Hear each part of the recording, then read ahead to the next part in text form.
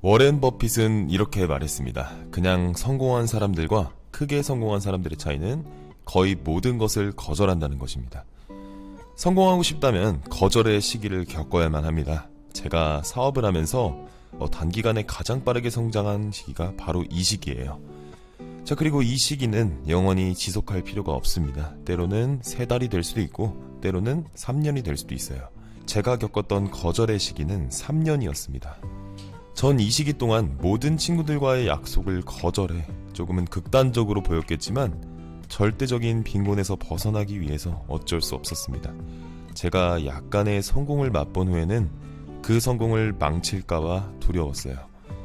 그래서 술까지 완전히 끊었습니다. 많은 사람들은 무언가를 거절하는 것이 힘들다고 말합니다. 왜냐하면 실제로 거절은 굉장히 아프게 느껴지기 때문이죠. 다른 사람들을 거절하는 것은 힘들 거예요. 그리고 반대로 거절당하는 느낌도 여러분들이 얼마나 끔찍한지 알고 계실 겁니다. 그래서 여러분들이 해야 할 것은 뇌를 속이는 겁니다. 여러분이 했던 그 거절이 실제로는 가장 중요한 것에 대한 승낙이라는 점을 이해해야 합니다. 만약 제가 일회성 대화나 부탁을 거절하지 못하고 수용해버려서 제가 가지고 있는 목표에서 멀어지게 된다면요.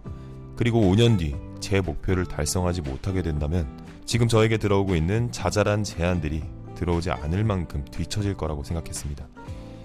제가 운영했던 회사의 밑바탕은 바로 이 거절의 시기에 이루어졌어요. 그리고 그 당시 제가 거절했던 사람은 여전히 저에게 연락을 합니다. 만약 제가 거절의 시기를 갖지 않고 모든 제안에 예라고 대답했다면 어떻게 되었을까요?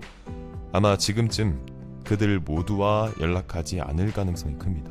하지만 지금은 이전보다 더 많은 사람들과 연락을 할 수 있어요.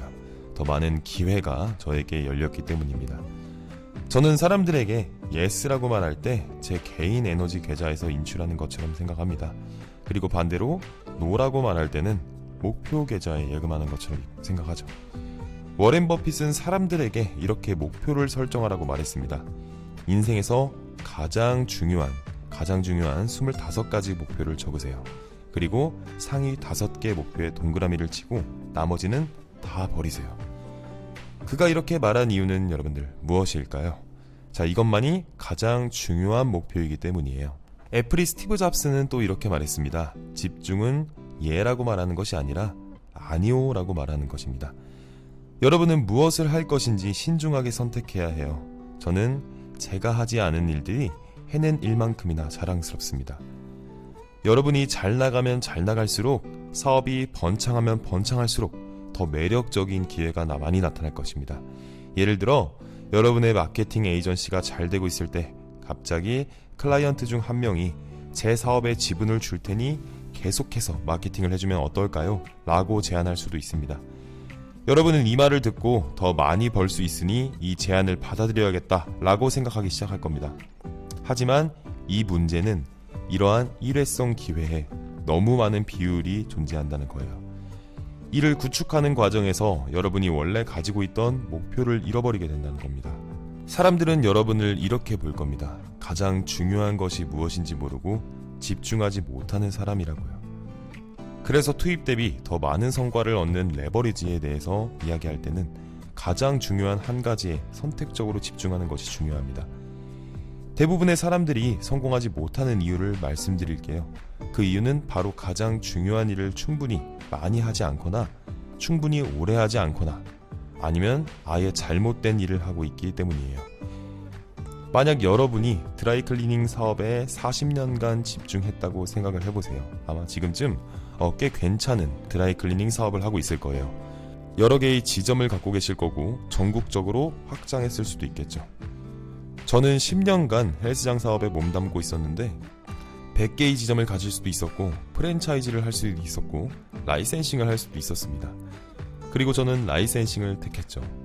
제가 잘한 일은 10년 동안 그 사업에만 집중하면서 다른 일을 전혀 하지 않았다는 겁니다. 그 후에는 제가 보충제 회사를 시작했는데 이것은 어떻게 보면 저희 실수였습니다. 하지 말았어야 했어요.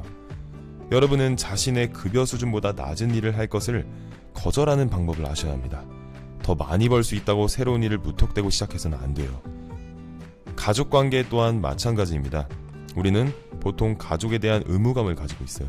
그리고 우리는 이것을 당연한 것처럼 생각합니다. 하지만요, 이것 또한 선택입니다. 저는 가족과 이야기하지 말라는 게 아니에요. 제가 말하고자 하는 것은 매일 어머니와 통화하지 않을 수도 있다라는 겁니다. 그리고 여러분이 이를 실행에 옮기는 순간 이런 이야기를 듣게 되실 겁니다. 너는 이제 우리를 우습게 보는구나. 큰 인물이 되었다고 생각하는구나.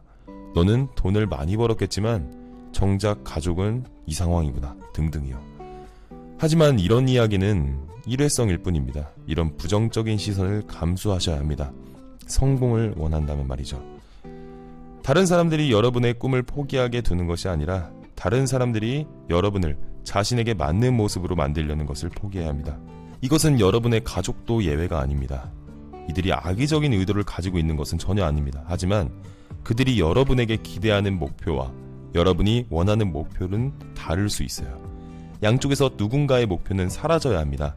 대부분의 사람들이 양쪽 목표를 동시에 이루려고 시도하지만 결국 어느 쪽도 이루지 못합니다. 그럴 바에는 100% 여러분의 목표에만 집중하고 다른 목표는 신경 쓰지 않는 것이 오히려 낫습니다. 자, 이렇게 해야만 장기적인 목표를 달성할 수 있으며 그것이 바로 가족이 바라는 행복과 성공일 겁니다. 여러분의 시간과 에너지는 한정적입니다. 오늘 하루 24시간 중에서 무엇을 제거하고 무엇에 집중할지를 고민해 보세요. 감사합니다.